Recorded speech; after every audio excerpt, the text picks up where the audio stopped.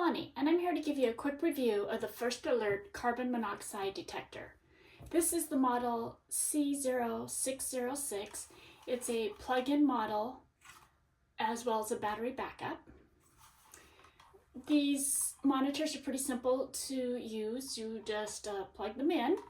There's a test button on the front. Let's give this a try real quick. Just hold it. It's pretty loud.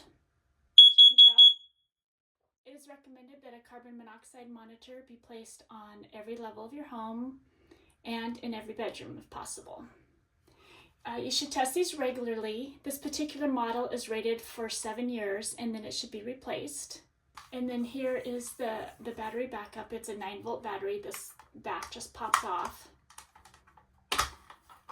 And put in that battery.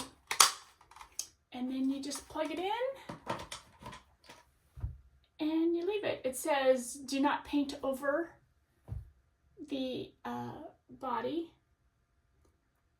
So if you're looking for a carbon monoxide monitor to keep your family safe, I recommend this product. Thank you.